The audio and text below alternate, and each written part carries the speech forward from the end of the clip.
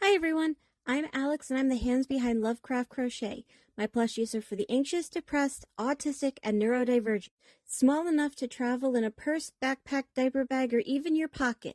You can check out my Facebook page or TikTok to see what patterns are available and stay tuned for the new ones coming out. I also make hats, scarves, blankets, and dice bags for the tabletop gamer or dice goblin in your life. Feel free to order through the page, TikTok DMs, or via email at love.craft.crochet@gmail.com. Now, on to the segment. Due to the graphic and disturbing nature of the crimes discussed, listener discretion is advised.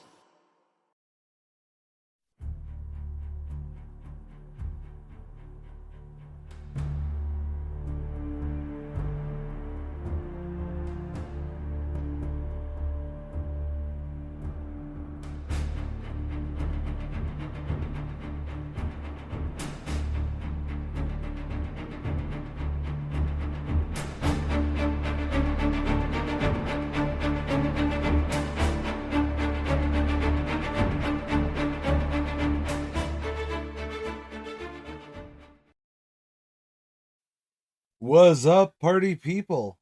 Yeah, tag team back again. That's me, AJC, and my writer, Sam Rossi. We are kicking the flow, and it goes something like this. I have not read the script. I usually have no idea what you will be throwing at me. Sam is running out of ways to start these. You know, if you actually did it to the theme of tag team back again for whoop, there it is, it sounds so much better. I'm not paid enough for that. None of us are. Anyways. So yes, I'm Sam Rossi, and with me is AJ Care. And we are on part 4 of our series on the West Memphis Three.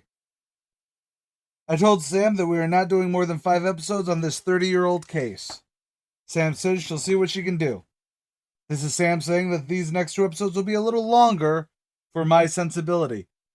You really want to be in extreme? She wrote that before we decided that this is going to be part 4 and 5 rolled into one.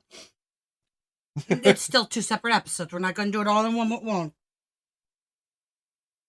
All in what? All in one. I thought we were doing 2 separate episodes. Oh, and drop them on the same day? Yeah. Oh, I thought we were just going to do one double-sized episode. No. Either way, refresher for all those that missed part 1 and part 2 and part 3. Firstly, what the fuck are you doing here? I did not say that, guys. On May 5th, 1993, 3 8-year-old boys, Stephen Branch, Michael Moore, and Christopher Byers, went missing and murdered in West Memphis, Arkansas. Damian Eccles, Jason Baldwin, and Jesse Kelly were charged with the murders. We have already gone over the basics of the bias investigation and Jesse's railroading trial. Now we are entering into the trial of Damian and Jason. Jesse Kelly told the prosecution that he would not testify against Damian and Jason. The prosecution had a thinner case without the testimony. And given how thin the Jesse one was, without a testimony against Jason and Damian, because wasn't Jesse the big one? Because of his air quote confession, everything hinged on him. All the evidence hinged on him saying, we did it. That's right, we did it. Oh wait, no, that's Dora the Explorer, isn't it? Yeah.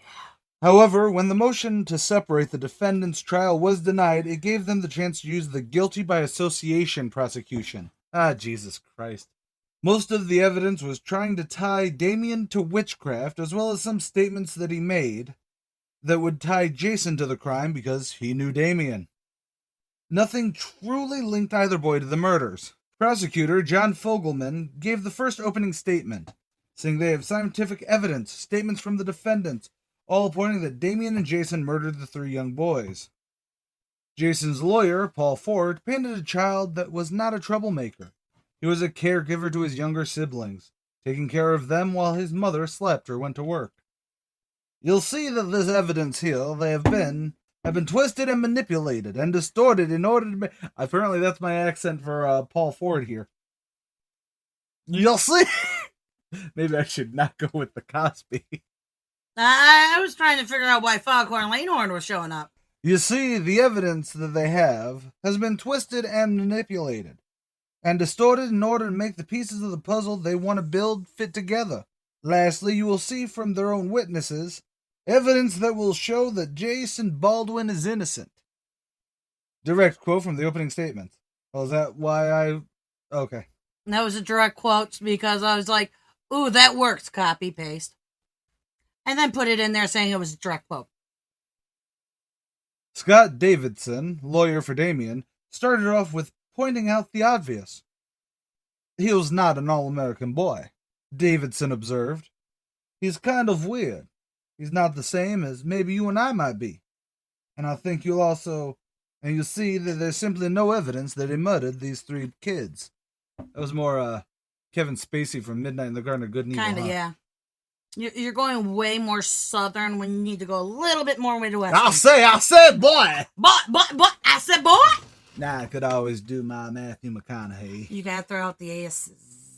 You gotta have that lazy ass. Are you saying that Matthew McConaughey has lazy asses? Yeah. His ass is not lazy. All right. All right. The beginning of the trial started off just as Jesse's had, with the families narrating their days between the boys going missing to their bodies being discovered. When Detective Bryn Ridge, in response to a question on cross-examination about a delay of 2 months in retrieving a piece of crime scene evidence, said, I didn't take that stick into evidence until the statement of Jesse Miskelly, in which she said, Val Price immediately asked for a mistrial. Price insisted that blurting out the fact that Jesse Miskelly gave a confession was extremely prejudicial and unwarranted by his question. But Judge Burnett was unmoved. There isn't a soul up on that jury or in this courtroom that doesn't know Mr. Miskelly gave a statement, the judge said, explaining his decision to deny the motion. Yeah, that seems sus to me, bro. Why, yes it does, script. Further into his testimony, Ridge told how during Damien's long interrogation, Damien claimed everyone had demonic forces inside of them. Spoke about the significance of water and the number 3 in Wicca. Ridge testified Damien acknowledged reading books by Stephen King, a fact Ridge thought was strange. In the 90s? Early 90s. That was when he was the most popular. Coked out King was the best King. I'm not arguing. To further the occult aspect, Fogelman would use Damien's then-girlfriend, who told that he wore black and carried knives. Oh, Jesus Christ. They would put into evidence 11 black shirts, the book Never a Broomstick, and a dog skull. Okay, the dog skull's kind of weird. I was getting into the, oh great, so he just... Well, no, he was a standard kid from the fucking sticks. And then it was, and a dog skull. Which, you know what? I've seen people who aren't into witchcraft, paganism, yada, yada, fucking yada, enjoy a good dog skull as a centerpiece. I wasn't even thinking about the dog skull in like a satanic sense. I was just saying, if he had a dog skull, that's kind of fucking weird. I don't think it's weird. You wouldn't, because you're weird. The prosecution is annoying. So, short story. You know what else is prejudicial, Sam? Your writing style. I call a mistrial by way that all you have said to me was pretty sus, bro. Here's some more wacky shit. Keep going. The prosecution is annoying. So, short story. They called witnesses who overheard conversations and a supposed confession to a friend. Multiple experts say it was connected to the occult because of the number 3, the full moon, the water, and the methods of death did not match with any confessions.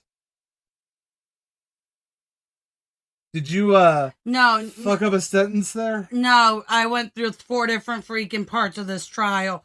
They had somebody saying he confessed, through eavesdropping that he confessed to No, somebody. that's its own sentence, that's fair.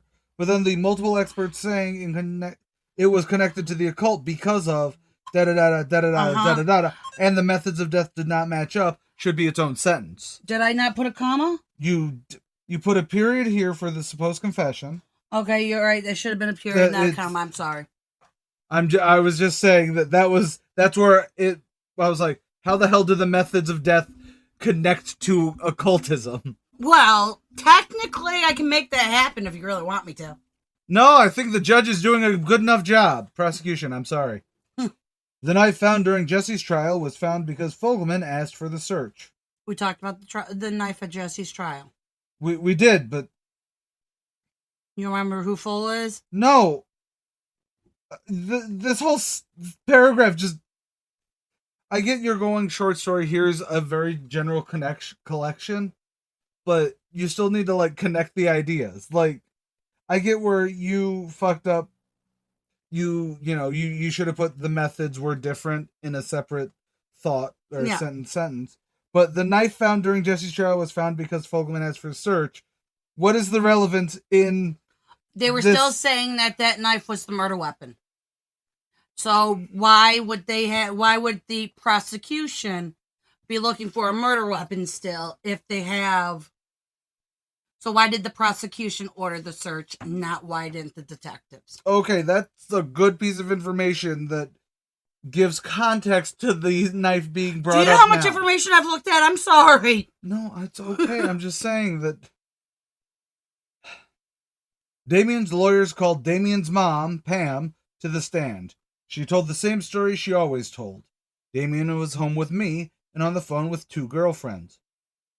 That's when they called Damien to the stand to explain himself. He had to basically show that he was an average kid that would not kill anyone.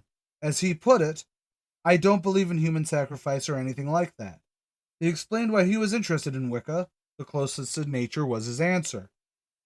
He spoke of his hobbies, his poetry, why he had tattooed evil on his knuckles, and why he wore black. All reasons showed no harm to anyone, including himself. Damien denied having anything to do with the death of the 3 boys, testifying, I never even heard of them before I saw it on the news. The defense had a witness that had confessed to the murders and then recanted to California police. Christopher Morgan confessed he might have blacked out and killed the boys in West Memphis. Morgan's lawyer would tell the court that if Morgan was forced to testify, he would have pled the 5th, or as in he would be pleading the 5th Amendment. This is what the defense wanted. It would give reasonable doubt that someone else may have done the murders. The judge ruled that he would not force Morgan to testify. This was a hit to the defense, so they called their final witness, Robert Hicks, a police training officer with expertise about satanic crime. Hicks testified that he knew of no connection between sexual mutilation and the occult. He also told jurors that we do have empirical evidence that listening to Metallica music does not lead people to commit crimes. He described the phrase trappings of the occult, used by prosecution expert Dale Griffiths, as absolutely meaningless in considering any kind of violent crime. The defense rests. Jason did not take the stand. On March 17th, the jury listened to closing arguments. Fogelman argued that while most people might not believe this satanic stuff, what matters is what the defendants believe. Religion, he said, is a motivating force. It gives people who want to do evil, want to commit murders, a reason to do what they're doing. I mean, it's a good closing argument. Not arguing. I've used that same thing in debates on Twitter. Totally the same thing.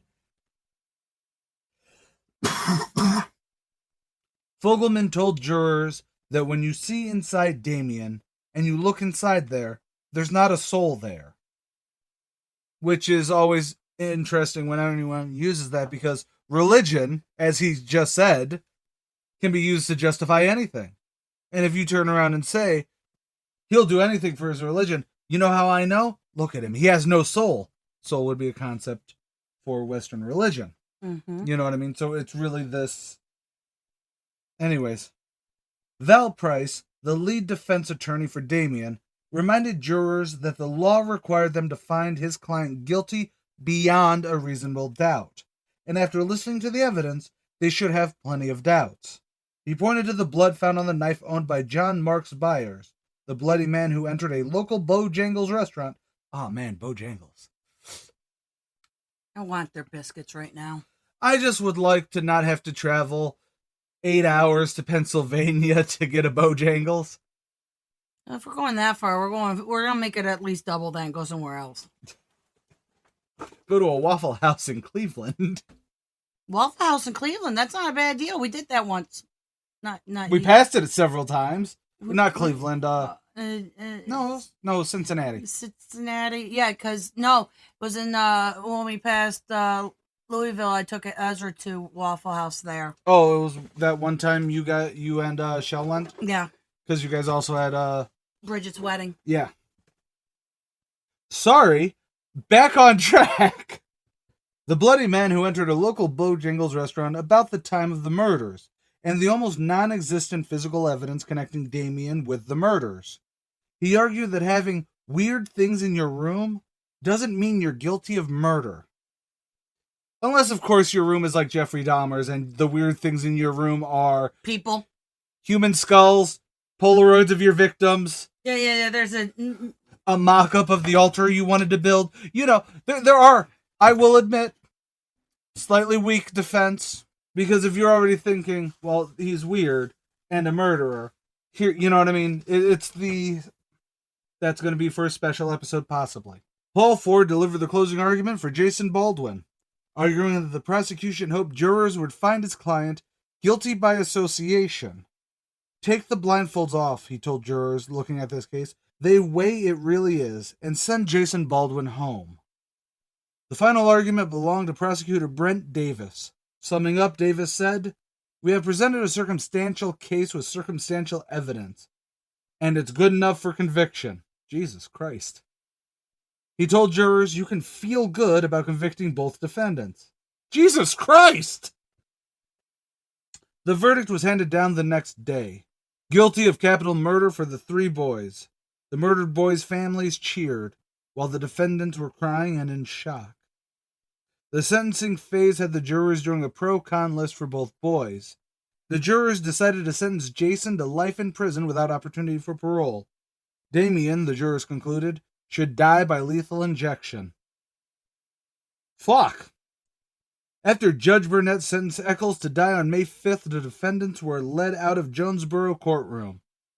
Jason Baldwin was transported to the penitentiary at Pine Bluff, while Damien Eccles began life on death row in state's maximum security prison near Varner, Arkansas.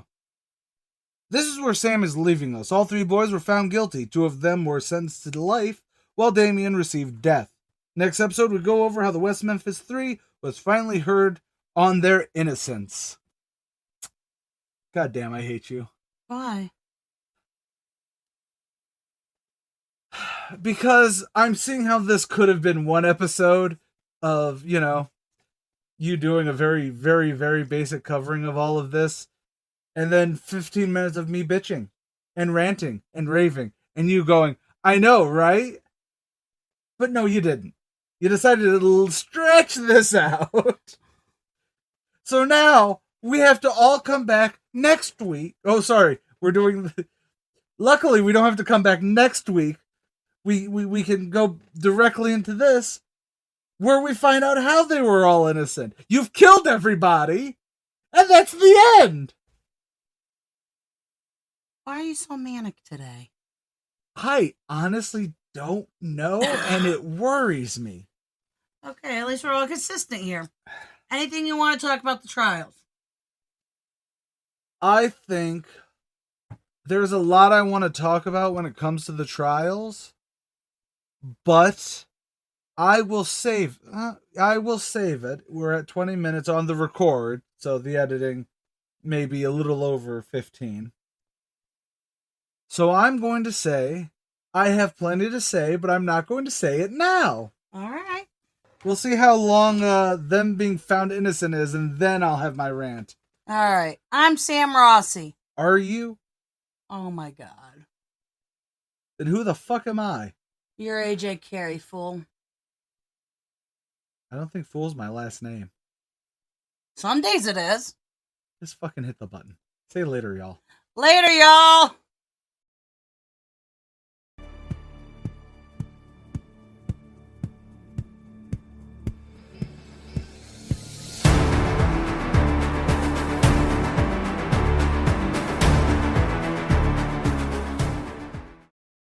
Keep on carrying on. C-A-R-E Why? Because Carry On Production.